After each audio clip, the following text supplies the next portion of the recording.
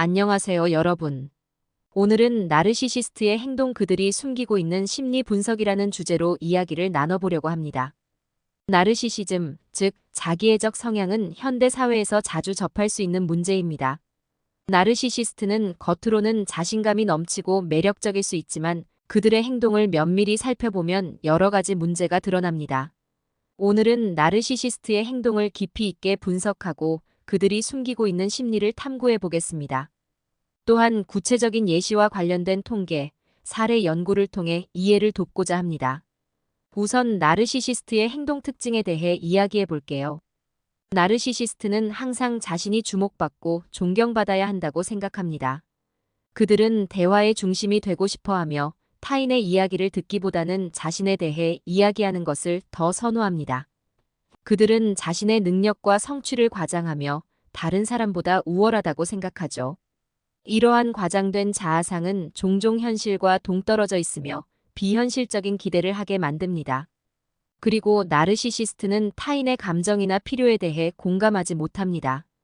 그들은 타인의 감정을 이해하거나 배려하는데 어려움을 겪으며 타인을 도구로 여기는 경향이 있습니다. 또 나르시시스트는 비판에 매우 민감합니다. 자신에 대한 부정적인 평가를 들으면 극도로 화를 내거나 반대로 무시하는 척하면서도 속으로는 깊이 상처받습니다. 그들은 깊고 진정한 관계를 맺기 어렵습니다. 사람들을 자신의 욕구를 충족시키기 위한 수단으로 여기는 경향이 있으며 이러한 이유로 관계가 표면적이고 일시적입니다. 이제 나르시시즘의 이러한 특징들이 연구와 통계를 통해 어떻게 입증되었는지 살펴보겠습니다. 미국 심리학 협회 APA의 연구에 따르면 나르시시스트는 일반 인구에 비해 사회적 관계에서 높은 갈등을 경험하는 비율이 20% 이상 높다고 합니다. 이는 그들의 공감 부족과 자기중심적 행동이 타인과의 관계에 부정적인 영향을 미친다는 것을 보여줍니다. 또 다른 연구에서는 나르시시스트의 비판에 대한 민감성이 잘 나타났습니다.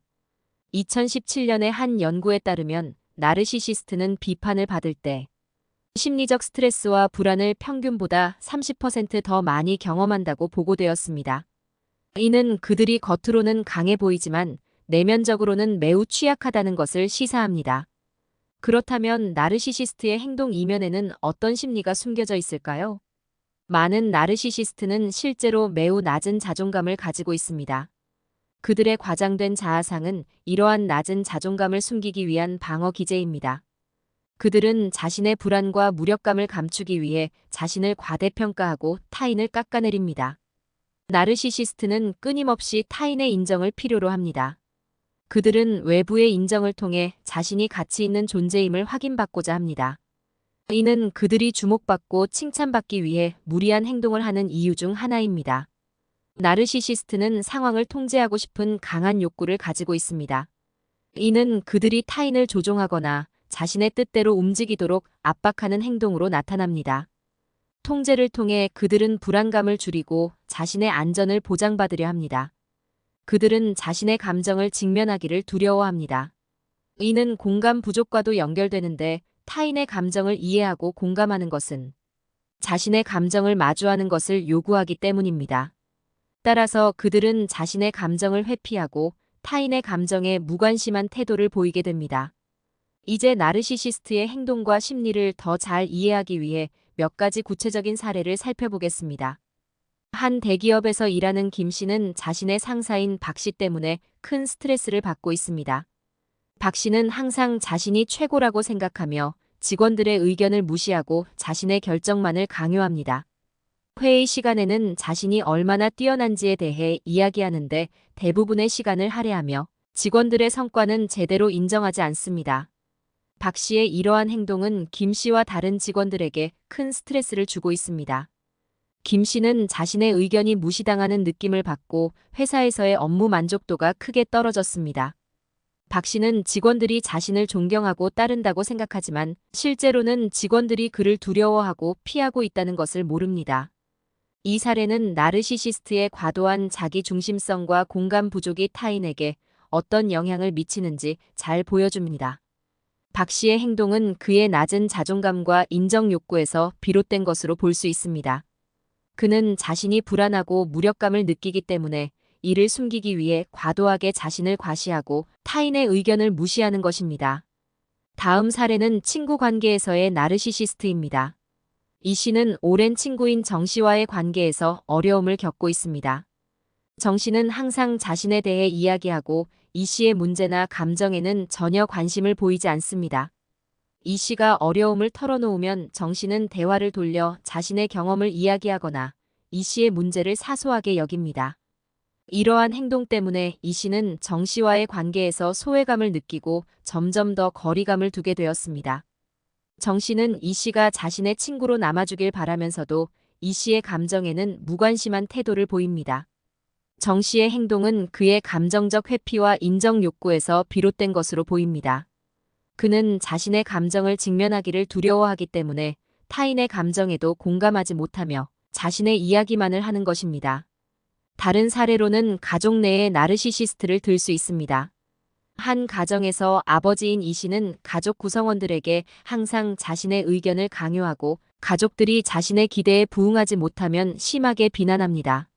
이 씨는 가족들이 자신을 존경하고 따르기를 바라지만 정작 가족들의 감정이나 의견에는 무관심합니다.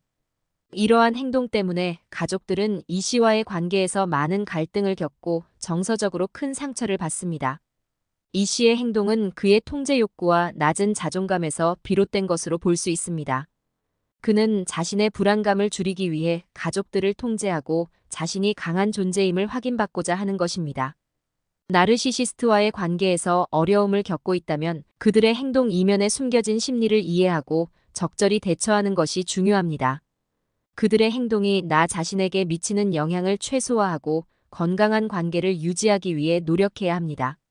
예를 들어 나르시시스트와의 관계에서 자신의 감정을 솔직하게 표현하고 그들이 나의 의견이나 감정을 무시하지 않도록 명확하게 경계를 설정하는 것이 도움이 될 수 있습니다. 또한 나르시시스트와의 관계에서 자기 보호를 위해 전문가의 도움을 받는 것도 좋은 방법입니다.